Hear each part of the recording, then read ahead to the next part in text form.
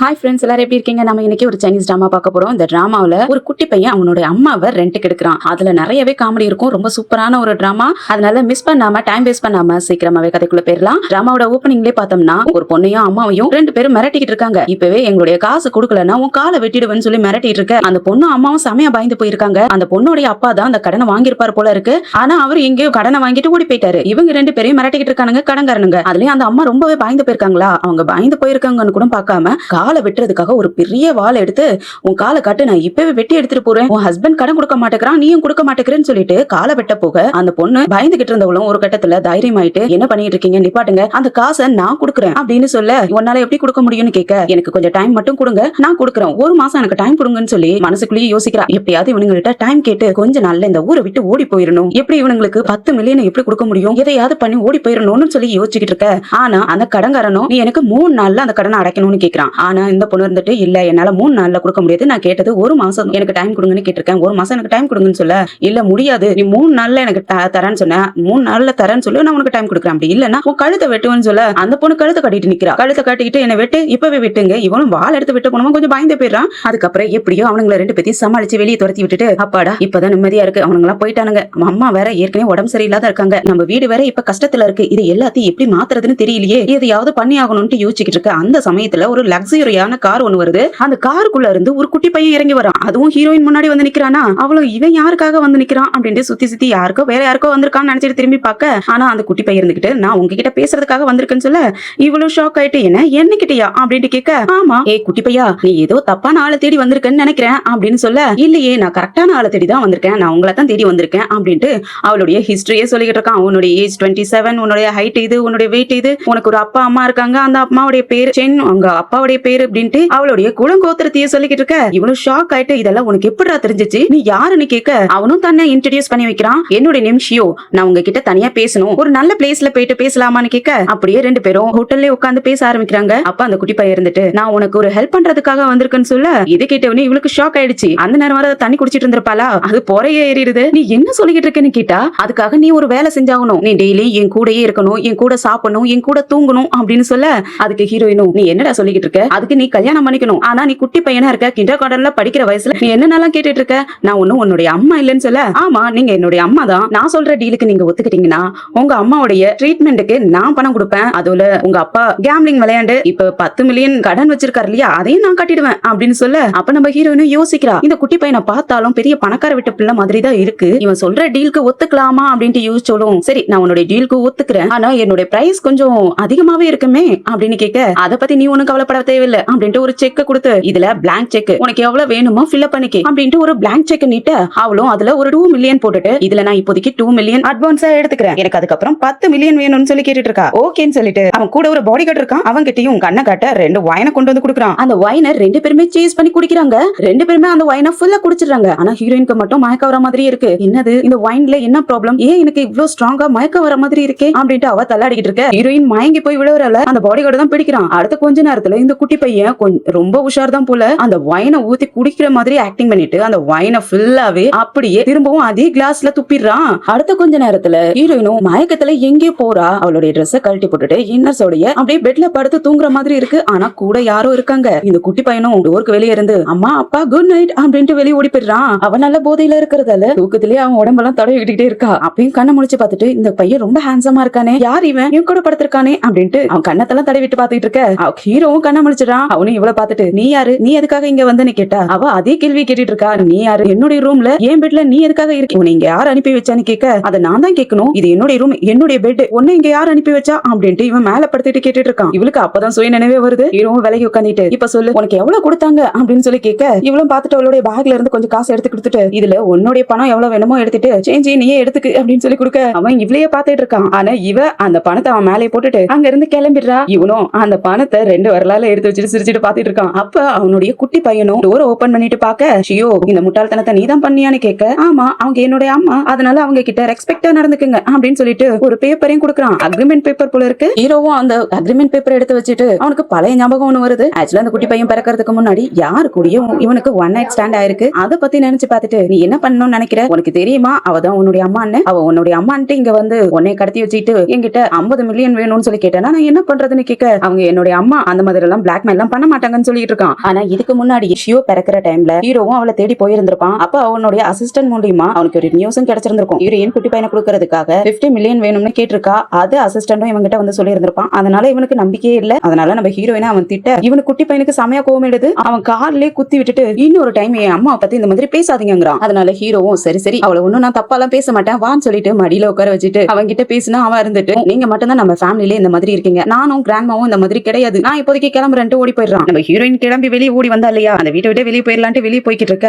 அப்ப அந்த பாடியோட முன்னாடி வந்து நின்னுட்டு மேடம் உங்களுக்காக எங்க மாஸ்டர் வெயிட் பண்ணிட்டு இருக்காரு அப்படின்னு சொல்லி கேட்டா என்ன மேடமா யார பார்த்து சொல்லிட்டு இருக்கீங்கன்னு கேட்டா குட்டி பையன் ஓடி வந்துட்டு அம்மா உங்களை தான் சொல்லிட்டு இருக்காரு, நீங்க என்னுடைய அம்மா, அப்ப இந்த வீட்டுக்கு யாரு, நீங்க தானே லேடி அப்படின்ட்டு அம்மா என்கிட்ட சொல்லாம கூட இந்த வீட்டை விட்டு ஓடி போக பாக்குறீங்களா, நான் இனிமேல் உங்களுக்கு தேவைப்பட மாட்டேன்னு கேட்க நான் எப்ப அப்படி சொன்னா அந்த மாதிரி எல்லாம் சொல்லலையே, ஆமா அந்த ஆள் யாருன்னு சொல்லி கேட்டா அவர் என்னுடைய அப்பான்னு சொல்றான். இவளுக்கு ஷாக் ஆகுது, என்ன சொல்றேன்னு கேட்க குட்டி பையன் அப்பாவையே பாத்துட்டு இருக்கான். இவளும் நான் எப்படி அவருடைய பெட்ல இருந்தேன் அப்படின்ட்டு புரியாத கேட்டா ஏன்னா நீங்க என்னுடைய அம்மா அவர் என்னுடைய அப்பா, அப்ப நீங்க ரெண்டு பேரும் ஒரே பெட்ல தானே இருக்கணும் அப்படின்ட்டு சொல்ல இவளுக்கா ஒன்னும் புரியாத முழிச்சுக்கிட்டு இருக்கா. ஏமா என்னை விட்டுட்டு போக போறீங்களா, நான் உங்களுக்கு வேணாமா, நான் பண்ணது தப்பு தான், என்னை மன்னிச்சிருங்க ப்ளீஸ், என்னை விட்டுட்டு போகாதீங்க அப்படின்னு சொல்லி அவன் கெஞ்சிக்கிட்டு இருக்க இவளுக்கு ஒரு மாதிரி பாவமா போயிடுது. அப்ப இவனுடைய கையில ஒரு போட்டோ வச்சிருக்கா. அந்த போட்டோ வாங்கி பார்க்க அதுல நம்ம ஹீரோயின் சின்ன வயசுல உள்ள போட்டோ. அதை பார்த்துட்டு இது என்னுடைய போட்டோ வச்சு இது எப்படி உனக்கு கிடைச்சதுன்னு கேட்க ஆனா அது என்னுடைய அம்மான்னு சொல்றான். என்ன உன்னுடைய அம்மாவா அப்படின்ட்டு இவளும் ஒன்னும் புரியாத பாத்துட்டு இருக்க. என்னுடைய அம்மா நான் பிறந்த உடனே ஓடி போயிட்டாங்க அப்படின்ட்டு பாவமா சொல்லிக்கிட்டு இருக்க. இவளுக்கும் ஒரு மாதிரி பாவமா போயிடுது. அச்சோ இவனுடைய அம்மாவும் என்ன போலதான் இருந்திருக்காங்க போல இருக்கு, இவன் அம்மா இவனை பிறந்த உடனே ஓடி போனதாலதான் குழந்தை என்னை பார்த்து இவனுடைய அம்மா அம்மான்னு சொல்லிட்டு இருக்கான் போல இருக்கு அப்படின்னு யோசிச்சவளும் அவன் கூட பாசமா பேச ஆரம்பிச்சிடறா.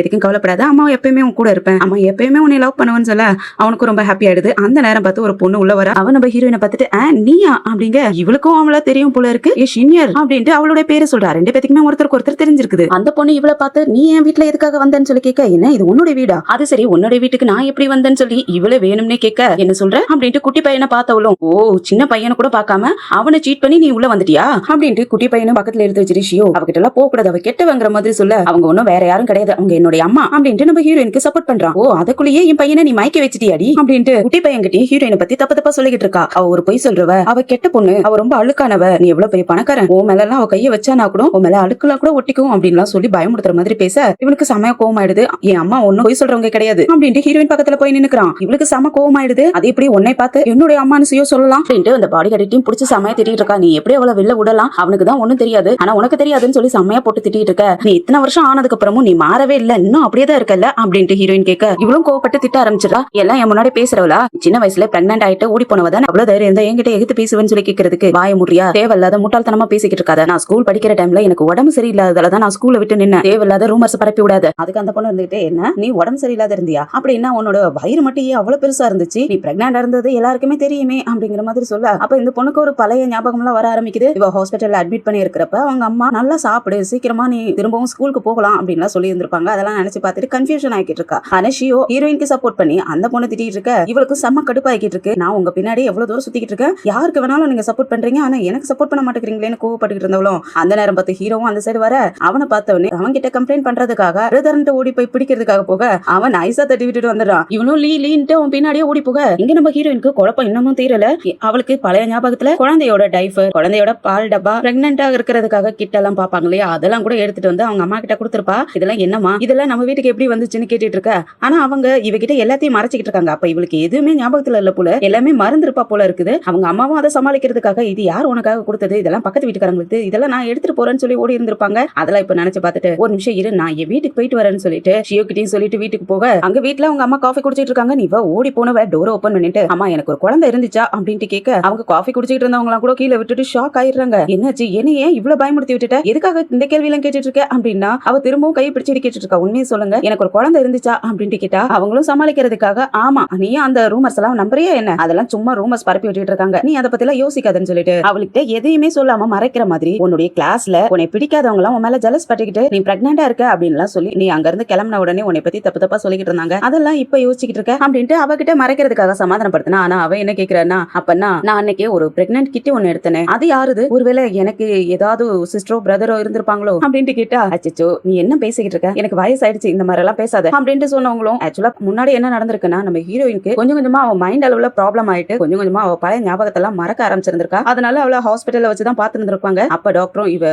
மென்டலாவே ப்ராப்ளமா இருக்கா, அதனால எல்லாத்தையும் மறந்துடுவா, அவளுக்கு இதெல்லாம் ஞாபகப்படுத்த வேண்டாம், அவளை நீங்க தான் கொஞ்சம் பாத்துக்கணும்னு சொல்லி இருந்திருப்பாங்க டாக்டர். அதெல்லாம் இப்ப நினைச்சு பார்த்துட்டு ஹீரோயின் கிட்டயும் அதை பத்தி எதையும் யோசிக்காத, அதெல்லாம் உன் மேல சும்மா ரூமர்ஸ் தான் பரப்பி விட்டாங்க, அதை பத்தி எதையும் கவலைப்படாதுன்னு சொல்லிட்டு இருக்க. அப்ப ஹீரோயின் இருந்துட்டு அம்மா நீங்க எதுக்கும் கவலைப்படாதீங்க, உங்களுடைய ட்ரீட்மெண்ட்டுக்காக நான் பணம் ஏற்பாடு பண்ணிட்டேன் அப்படின்ட்டு சொல்லிட்டு இருக்கக்குள்ளேயே நம்ம ஷியோ கிட்ட இருந்து அவளுக்கு கால் வருது. அவன் அழுதுகிட்டே அம்மா நான் உங்களுக்கு வேணாமா, என்னை விட்டுட்டு ஓடி போயிட்டீங்க அப்படின்ட்டு அழுதுகிட்டே கேட்டா அப்படி இல்லன்னு சொன்னா. ஆனா அவன் இல்ல என்னை உங்களுக்கு பிடிக்கல அதனாலதான் என்னை விட்டுட்டு ஓடி போயிட்டீங்க, அப்பாவும் இங்க இல்ல, அப்பா பிசினஸ் ட்ரிப்புக்காக வெளியூர் போயிட்டாரு, நான் மட்டும் இந்த வீட்டுல தனியா இருக்கேன், யாருமே இல்ல அப்படின்ட்டு அழுது ஆக்டிங் பண்ணிட்டு இருக்கான். இவ்வளவு அதை பார்த்த உடனே மனசு தாங்க முடியாம நான் இதோ இப்பவே வந்துடுறேன்னு சொல்லிட்டு கிளம்பிடுறா. அவங்க அம்மா கிட்டயும் சொல்லிட்டு அவங்களுக்கு போன்ல ஒரு குழந்தையோட வாய்ஸ் கேட்ட உடனே என்னது குழந்தையோட வாய்ஸ் கேக்குதே அப்படின்ட்டு அவங்க ஷாக் ஆகி பார்த்துட்டு இருக்காங்க. ஆனா இங்க குட்டி பையன் ஆக்டிங்காக வெங்காயத்தை வெட்டி முன்னாடி காட்டி அதை கண்ணு எரிச்சல் வரும் இல்லையா, அதை வச்சு அழுகிற மாதிரி ஆக்டிங் பண்ணி பண்ணிருந்திருப்பான் போல இருக்கு. பாடி கார்டு கிட்டயும் இது எடுத்துட்டு போய் என்னால முடியல, இது ரொம்ப காரமா இருக்கு, எனக்கு கண்ணுல இருந்து தண்ணி வந்துகிட்டே இருக்கு அப்படின்னு சொல்லி தள்ளி விட்டுட்டு இருக்கான். அந்த பாடி கார்டு இருந்துட்டு சார் எதுக்காக நீங்க இந்த வெங்காயத்தை வச்சுட்டு கண்ணுல தண்ணி வர வைக்கணும், நீங்க அதுக்கு பதிலா ஹைட்ராப் போட்டுக்கலாம்லன்னு கேட்டா ஹைட்ராப் எல்லாம் சும்மா ஆக்டிங் மாதிரி தெரியும், இதுதான் உண்மையா இருக்கிற மாதிரி இருக்கும், எனக்கு என்ன பண்ணணும்னு தெரியும், நீ எனக்கு சொல்லி தராதுன்னு சொல்லிட்டு எங்க உன்னுடைய போனை கொடுன்னு சொல்லிட்டு யாருக்கோ போனை வாங்கி பேசுறவன் யாருக்கோ பேசுறான். என்னுடைய அப்பாவை ட்ரிக் பண்ணி அவரை சீக்கிரமா அனுப்பி விடுன்னு சொல்லிட்டு இருக்கான். அதே சமயத்துல ஹீரோவையும் காட்டுறாங்க. அவன் அவன் ஃப்ரெண்டோட உட்காந்து குடிச்சிட்டு இருக்கான். ஃப்ரெண்டும் என்னடா உன் குழந்தையோட அம்மான ஒருத்தவங்களை கூட்டிட்டு வந்திருந்தானே, எப்படி நல்லா இருக்காங்களா, நல்லா பாத்துக்கிறாங்களான்னு கேட்டா அவன் அதை பத்தி எல்லாம் எதுக்கடா தேவையில்லாத கேட்டுட்டு இருக்க, அது தேவையில்லாத பேச்சு விடுன்னு சொன்னா அவங்களுடைய ப்ரொஃபைல நான் பார்த்தேன், அவங்க ரொம்ப அழகா இருக்காங்க, நான் அவங்க பின்னாடி போலான்னு இருக்கேன், நீ யாரை பத்தி சொல்ற, ப்ரொஃபைல எங்க காட்டுன்னு சொன்னா அவனும் ஒரு ஃபைல் எடுத்து காட்டுறான். அந்த ஃபைல்ல நம்ம ஹீரோயினோட போட்டோ இருக்கு. அந்த போட்டோவை பார்த்தோன்னே அவனுக்கு புரிஞ்சிருது. அதனால இதை எடுத்துட்டு நான் கிளம்புறேன்னு சொல்லிட்டு அங்க இருந்து எதுவுமே சொல்லாத கிளம்பிட்டு இருக்கான். ஹீரோ அங்க இருந்து போன உடனே ஹீரோடைய ஃப்ரெண்டும் நம்ம குட்டி பையனுக்கு தான் கால் பண்றான். அவனுக்கு கால் பண்ணி நான் செய்ய வேண்டிய வேலையை முடிச்சிட்டேன் அப்படின்னு சொல்ல குட்டி பையனும் வெரி குட் சொல்லிட்டு அடுத்ததா பாடி கார்டும் ஷியும் சேர்ந்து ஜூஸ் சர்ச் பண்ணி குடிச்சிட்டு இருக்காங்க. அடுத்த கொஞ்ச நேரத்துல நம்ம ஹீரோயினும் வந்துடுறா. குட்டி பையனுக்காக அழகா ஸ்டோரி எல்லாம் சொல்லி கொடுத்துட்டு இருக்க. ஆனா அவன் கேட்டுக்கிட்டே இருக்க. இவளுக்கு தூக்கமா வருது. அதுவும் ஹீரோட பெட்ல தான் ரெண்டு பேரும் படுத்துக்கிட்டு கதை சொல்லிட்டு இருக்காங்க போல இருக்கு. அம்மா எனக்கு இன்னும் ஸ்டோரி சொல்லுங்கன்னு கேட்டுட்டு இருக்க. அவளும் சரி சரின்ட்டு ஸ்டோரி சொல்லிக்கிட்டே இருக்கிறவ அப்படியே தூங்கி போயிடுறா. இந்த குட்டி பையன் இதுக்காக தான் பிளான் போட்டான் போல இருக்கு. அப்படியே தூங்கிட்டு இருக்கவள அங்க இருந்து விட்டுட்டு கிளம்பிடுறான். இது தெரியாத ஹீரோவும் அந்த நேரத்துல அவனுடைய ரூம்குள்ளேயே வந்து குளிச்சுட்டு டவல் எல்லாம் கட்டிட்டு படுக்கலான்ட்டு பெட்ஷீட்டை விளக்குனா இவன் நல்லா தூங்கிட்டு இருக்கா. இவனும் ஷாக் ஆக அவளும் பார்த்துட்டு ஷாக் ஆக நீ எதுக்காக எங்க இருக்குன்னு சொல்லி கேட்டா ஹீரோயின் அங்க இருந்து ஓடி போகலான்ட்டு கிளம்பி ஓடி போக பாக்க இவன் கையை பிடிச்சு இழுக்க ஹீரோயின் அவனுடைய டவலை பிடிச்சு இழுக்கிறா. ரெண்டு பேருமே சேர்ந்து பெட்ல விழுந்துறாங்க. ரெண்டு பேருமே ஷாக் ஆயிடுறாங்க. சரி எழுந்திருக்கலாம்னு பார்த்தா அப்ப அவங்க பக்கத்துல அவளுடைய பேர் போட்ட ஒரு ஃபைல் இருக்கு. அந்த ஃபைலை பார்த்த உடனே அதை எடுத்து பார்த்துட்டு இருக்க. அப்ப என்ன என் மேலே படுத்திருக்கணும்னு என்னமா என்ன எழுந்திருக்க மாட்டியான்னா இவ்வளவு அச்சோ அப்படின்ட்டு எழுந்திருக்க போக அப்ப ஸ்லிப் ஆகி அவன் மேலே விழுந்து ரெண்டு பேருமே கிஸ் பண்ணிக்கிற மாதிரி ஆயிடுது. திரும்பவும் ஷாக் ஆயிட்டு எழுந்திருக்க போனா என்ன இது போதுமா, இன்னும் எது கிஸ் பண்ணணுமா அப்படின்லாம் கேட்க அவளுக்கு கோவம் ஆயிடுது. பலர்னு கணத்துல அரைஞ்சிடறா. அதனால ஹீரோவும் என்ன நீ என்னை கிஸ் பண்ணிட்டு என்ன நீ அடிக்கிறியா அப்படின்ட்டு அவளுக்கு கிஸ் பண்ண ஆரம்பிச்சிடறான். இவளும் தள்ளி விட்டுட்டு திரும்பவும் கணத்துல அரைஞ்சிட்டு அங்க இருந்து ஓடியே போயிடுறா. சரி நம்ம இதுக்கு மேல எங்க இருக்க கூடாதுன்னு அங்க இருந்து வேகமா வெளியே போக பார்த்தா அந்த நேரத்துல ஷியோ ஓடி வந்துடுறான். அம்மா எங்க ஓடுறீங்கன்ட்டு பின்னாடி ஓடி வந்துட்டு அவளை மறைச்சு நினைக்க எதுக்காக என்கிட்ட போய் சொன்னேன், உன் அப்பா பிசினஸ் ட்ரிப்புக்காக வெளியே போயிருக்காருன்னு தானே சொன்னேன், போய் சொல்லிருக்கியான்னு சொல்லி கேட்க இல்லம்மா நான் வேணும்னேதான் அந்த மாதிரி பண்ணனேன், இங்க ரெண்டு பேரும் ஒன்னா ஒரே ரூம்ல இருந்தீங்கன்னா ரெண்டு பேத்துக்கு இடையில லவ் ஸ்பார்க் ஆகும் இல்லையா, உங்களை ரெண்டு பேத்தையும் சேர்த்து வைக்கணுங்கிறதுக்காக தான் இந்த மாதிரி பண்ணுன்னு சொல்லிட்டு இருக்க. வாய மூடுறா தேவையில்லாதெல்லாம் பேசாத, இப்பதான் உன் அப்பா கணத்துல நல்லா 2 அடி கொடுத்துருக்கேன் அப்படின்ட்டு சொன்னா இவனு செல்லமா கணத்தை கட்டிட்டு எனக்கு கொடுங்கன்னு சொல்லிட்டு இருக்கான். எதை கிஸ் கொடுத்தா மாதிரி நினைச்சுக்கிட்டான் போல இருக்கு. இவளும் பார்த்துட்டு என்னது அப்பாவே குழந்தை இருக்கானே, இவன் அம்மா வேற விட்டுட்டு ஓடி போயிட்டா, அப்பனும் இப்படி கெட்டவனா இருக்கான், என்ன பண்றதுன்னு தெரியாத அவளும் முழிச்சிட்டு இருக்க. இவன் கெஞ்ச ஆரம்பிச்சிடறான். அம்மா என்னை விட்டுட்டு போறீங்களா, நீ கூடவே இருங்களேன், என்னை பார்த்தா பாவமா இல்ல, என்னை விட்டுட்டு போகாதீங்கன்னு சொன்னா இவளுக்கு மனசுக்குள்ள ரொம்ப கஷ்டமா இருக்குது. அவளுடைய இதயமே வலிக்கிற மாதிரி இருக்கு. என்னது என்னோட இதயமே வலிக்கிற மாதிரி இருக்கு, ஏன் எனக்கு இவன் இப்படி கெஞ்சக்குள்ள எனக்கு அவ்வளவு கஷ்டமா இருக்கு அப்படின்ட்டு யோசிச்சுக்கிட்டு இருக்க. அந்த சமயத்துல அம்மா நீங்க என்னுடைய கான்ட்ராக்ட்ல சைன் போட்டு கொடுத்துருக்கீங்க, அதை மறந்துடாதீங்க, நீங்க கான்ட்ராக்ட் சைன் பண்ணதை பிரேக் பண்ணணும்னு நீங்க நினைச்சீங்கன்னா நீங்க எனக்கு 5 மில்லியன் கொடுக்கணும்னு சொல்ல இவ ஷாக் ஆயிடுறா. என்ன நான் உனக்கு 5 மில்லியன் கொடுக்கணுமா, என்னடா சொல்றேன்னு கேட்டா ஆமா அப்பதான் நீங்க என்ன விட்டுட்டு போக மாட்டீங்க, அதனாலதான் நான் அந்த மாதிரி பண்ணுனேன் அப்படின்ட்டு சொல்ல இவ ஷாக் ஆயிட்டு என்னடா இந்த மாதிரி எல்லாம் ட்ரிக் பண்ணி வச்சிருக்க அப்படின்ட்டு கேட்டா ஆமா நீங்க இங்க இருந்தீங்கன்னா உங்களுக்கு நான் காசு கொடுப்பேன், உங்களுடைய அம்மாவோட ட்ரீட்மெண்ட் உங்க அப்பாவுடைய கடை இதெல்லாம் நான் கொடுத்துருவேன்ல, அதெல்லாம் உங்களுக்காக நான் என்ன பண்ணி வச்சிருக்கேன்னு பாருங்க, எங்களுடைய கம்பெனியோட நீங்க அம்பாசிடரா கூட இருக்க முடியும், நான் அதுக்கு ஆல்ரெடி சைன் பண்ணி கொடுத்துட்டேன் பாருங்க அப்படின்னு சொல்லிட்டு ஒரு போட்டோ எடுத்து காட்டிட்டு இருக்கான். என்னடா பண்ணி வச்சிருக்கேன்ட்டு இவ ஷாக் ஆகி பாத்துட்டு இருக்கா. ஆமா அதுக்கு நான் ஆல்ரெடி சைன் பண்ணிட்டேன், நீங்களும் பண்ணுங்கன்னு சொல்லிட்டு இருக்கான். அதுக்காக பார்ட்டி வேற வச்சிருக்காங்க போல இருக்கு. அதையும் சொல்ல இப்ப இவளுக்கு வேற வழியே இல்ல, சரி நானும் பார்ட்டியில கலந்துக்கிறேன்னு சொல்லிட்டு இருக்கா. ஆக்சுவலா அவங்க கம்பெனிக்கு மாடலை செலக்ட் பண்ணி இருப்பான் போல இருக்கு. அதுல ஒரு போட்டி நடக்கும், அந்த போட்டியில கலந்துக்கிட்டு ஜெயிக்கணும் போல. ஆக்சுவலா அந்த கம்பெனியோட மாடலை தான் செலக்ட் பண்ணிருக்காங்க, அதுக்கு தான் அவன் சைன் பண்ணி கொடுத்திருக்கான். நான் தப்பா அம்பாசிடர்னு சொல்லிட்டேன். அதுல இன்னும் நிறைய பொண்ணுங்க வேற போட்டிக்காக வந்திருப்பாங்க போல இருக்கு. நம்ம ஹீரோயினையும் அந்த ஆபீஸ்க்கு வர சொல்ல அவளும் அங்க கிளம்பி வரவேற்கிறதுக்காக குட்டி பையன் தான் பாடியோட நின்னுட்டு இருக்கான். அம்மா நீங்க தான் ஜெயிக்கணும்னு சொல்லிட்டு அவளை என்கரேஜ் பண்ணி உள்ள அனுப்பி வைக்கிறான். நம்ம ஹீரோயினும் நல்லா அழகா ட்ரெஸ் பண்ணிட்டு நின்னுட்டு இருக்க. அந்த இடத்துக்கு நம்ம ஹீரோடைய ஃபியான்சின்னு நினைக்கிறேன் அந்த பொண்ணு வரா. ஆக்சுவலா அந்த குழந்தையோட அம்மான்னு சொல்லிட்டு இருந்தா இல்லையா, அந்த பொண்ணு அங்க வரா. எல்லா பொண்ணுங்களுமே அவளை பார்த்த உடனே நான் உங்களுடைய பெரிய ஃபேன் அப்படின்னு சொல்லிட்டு அவகிட்ட இப்படியாவது நல்ல பேர் வாங்கிட்டு இந்த கம்பெனில ஒர்க்கரா சேர்ந்துக்கணும் அப்படின்னு பாத்துக்கிட்டு இருக்காங்க போல. எல்லாருமே அவளை புகழ்ந்து பேசிட்டு இருக்க. அந்த சமயத்துல நம்ம ஹீரோயின் அங்க இருக்கா இல்லையா, அவ மட்டும் பக்கத்துல போகாத விலகியே நின்னுட்டு இருக்கா. இவளும் பார்த்துட்டு புள்ளி பண்ணவும் ஆரம்பிக்கிறா. நீ ஆல்ரெடி ஒரு குழந்தைக்கு அம்மாவா இருக்க, சின்ன வயசுலயே உனக்கு குழந்தை பிறந்துருச்சு, நீ எப்படி இங்க மாடலா சேர்றதுக்காக வந்திருப்ப அப்படின்ட்டு புள்ளி பண்ண ஆரம்பிக்க, கூட இவளுக்கு சப்போர்ட் பண்ணுங்கிறதுக்காக அத்தனை பொண்ணுங்க அங்க நின்னுட்டு இருந்தாங்க இல்லையா, அவங்களும் வந்து நின்னு அவகிட்ட சண்டை போட ஆரம்பிக்கிறாங்க. அதுவும் இல்லாத நீ இதுக்கு தகுதியான ஆளே இல்ல, நீ இங்க இருந்து வெளியே போன்னு சொல்லி கோஷம் எல்லாம் போட்டுட்டு இருக்காங்க. இதை நம்ம ஷியோ அவனுடைய பாடி கார்டு கூட நம்ம ஹீரோடைய ஃப்ரெண்டும் இருந்து ஒளிஞ்சிருந்து பாத்துட்டு இருக்காங்க. அதுவும் இல்லாத அங்க நடக்கிறது எல்லாத்தையும் வீடியோ எடுத்து ஹீரோவுக்கு அனுப்பி வச்சுட்டு, லீ நீ மட்டும் இங்க வரல, அந்த அழகான பொண்ணை வெளியே துரத்தி விட்டுருவாங்க, நீ தான் அந்த பியூட்டியை காப்பாத்துறதுக்காக ஒரு ஹீரோ மாதிரி வரணும், அப்படி மட்டும் நீ அவளை காப்பாத்திட்ட, அவ மேல காதல்ல விழுந்துருவா, அவளுக்காக ஹெல்ப் பண்றதுக்காக வான்னு சொல்லி போன் எல்லாம் பண்ணி சொல்லிட்டு இருக்க. ஹீரோவும் அதை கேட்டுட்டு நம்ம ஹீரோயினும் அவ மேல விழுந்து 2 பேரும் கிஸ் பண்ணது, அவ போதையில இருக்கக்குள்ள கண்ணத்தெல்லாம் பிடிச்சு பாத்துட்டு இருந்திருப்பா இல்லையா, அதெல்லாம் நினைச்சு பார்த்துட்டு உடனே அங்க இருந்து கிளம்பிடுறான். அப்ப ஹீரோக்கும் அவன் மேல கொஞ்சம் இன்ட்ரெஸ்ட் இருக்கும் போல இருக்கு. இங்க நம்ம ஹீரோயினும் அவங்க கிட்ட தேவையில்லாத என் மேல பழி போட்டுக்கிட்டு இருக்காது, உனக்கு என்ன ஆதாரம் இருக்கு, நீ இந்த கம்பெனியோட பெரிய அம்பாசிடர், ஆனா என்னை பத்தி தப்பு தப்பா சொல்லிட்டு இருக்க, உங்ககிட்ட எவிடன்ஸ் இல்லாத எதையும் தப்பா பேசி என்னைய அசிங்கப்படுத்தணும்னு நினைக்காதன்னு சொன்னா. ஆனா இவளுக்கு சப்போர்ட் பண்றதுக்காக அத்தனை பொண்ணுங்களும் நம்ம ஹீரோயின் கிட்ட சண்டை போட்டுட்டு இருக்காங்க. அதுலயும் ஒரு பொண்ணு அவளுடைய வயித்தை உத்து பார்த்துட்டு, வயித்துல காயம் இருக்கு, ஏதோ மார்க் இருக்கு, அதை பார்த்த உடனே ஏதோ உனக்கு குழந்தை பிறந்து இருக்குது, உன் வயித்தை கிழிச்சுதான் உன்னுடைய குழந்தை எடுத்திருக்காங்க, இதோ இருக்கு பாரு அப்படின்னு சொல்லி காட்டிட்டு இருக்க. எல்லாருமே பார்த்துட்டு ஆமா நீங்க இருந்து வெளியே போங்க. ஆனா அதுல ஒரு பொண்ணு ரொம்பவே ரூடா நடந்துக்கிறா. ஒரு பாட்டில் தண்ணி எடுத்து அவ மூஞ்சிலே ஊத்தி விட்டுட்டு வெளியே போடி அசிங்க பிடிச்சவள அப்படின்னு சொல்லி திட்டிட்டு இருக்கா. இவளுக்கா பழைய ஞாபகம் எல்லாம் கொஞ்சம் கொஞ்சம் வர ஆரம்பிக்க, இவளுக்கு தலைவலி தாங்க முடியாது, அங்கே உட்காந்துக்க எட்டி ஒதிக்கிறா. அது இல்லாத பக்கத்துல இருக்கிற சிசர் ஒண்ணு இருக்கு, அந்த சிசர் எடுத்துட்டு வந்து முடிய பிடிச்சிட்டு, நீ இங்க இருந்து வெளியே போறியா இல்ல உன் முடியெல்லாம் வெட்டி போடட்டுமா அப்படின்னு சொல்லி மிரட்டிட்டு இருக்க. இதெல்லாம் டார்ச்சர் கொஞ்சம் கொஞ்சமா அனுபவிக்க அவளுடைய பழைய ஞாபகத்துல யாரோ அவகிட்ட இருந்து குழந்தைய பிரிச்சுக்கிட்டு போயிருந்திருக்காங்க. அதெல்லாம் கொஞ்சம் கொஞ்சமா ஞாபகம் வந்துட்டு, அதே சமயத்துல ஹீரோவும் இவளுக்காக வரா. இவளுக்கு தலைவலி தாங்க முடியல. பழைய ஞாபகத்துல நர்ஸ் ஒரு குழந்தையை கொண்டு வந்து உங்களுக்கு ஒரு ஆண் குழந்தை பிறந்திருக்குன்னு கூட காட்டியிருக்காங்க. அந்த சமயத்துல அந்த குழந்தைய அவளுடைய அப்பா தான் பிடுங்கி இருந்திருக்காங்க. என் குழந்தைய கொடுங்கன்னு கத்திட்டு இருக்கா. ஆனா கொஞ்சம் கூட மனசாட்சி இல்லாத அவளுடைய குழந்தைய பிரிச்சிருக்காங்க. இதெல்லாம் நினைக்க இவளுக்கு தலைவலியா இருக்கா. அதெல்லாம் பாக்குற குட்டி பையனும் அவனுடைய பாடி கார்டு கிட்ட நீ அவங்களுக்கு ஹெல்ப் பண்ண போன்னு சொல்ல, இவளுக்கும் அந்த சிசரை பார்க்க அவனுடைய அப்பா அவகிட்ட இருந்து குழந்தைய பிரிக்கக்குள்ள ஒரு துணியோட கயிறு அவ கையில சுத்திக்கிட்டு இருந்திருக்கு. அதை கட் பண்ணி குழந்தைய கட்டாயப்படுத்தி தூக்கிட்டு போயிருந்திருக்காரு. அது இப்ப ஞாபகம் வந்து ரொம்பவே ஷாக் ஆகிட்டு இருக்க. அந்த நேரத்துல ஹீரோவும் வந்துற ஸ்டாப்னு அவனும் சொல்லிக்கிட்டே வரான். அதே சமயத்துல இவளும் நிப்பாட்டுங்க அப்படின்ட்டு, என்னுடைய குழந்தை எனக்கு ஒரு குழந்தை இருந்திருக்கு அப்படின்ட்டு யோசிச்சவளும் அவளுடைய சிசரை அவ கையில இருந்து சிசரை இவ பிடுங்கிக்கிட்டு மிரட்ட ஆரம்பிச்சிடா. யாராவது என் பக்கத்துல வந்து என்னை புள்ளி பண்ணணும்னு நினைச்சீங்க, உங்களை யாருன்னு கூட நான் பார்க்க மாட்டேன், குத்தி கொன்றுவேன்னு சொல்லி மிரட்ட.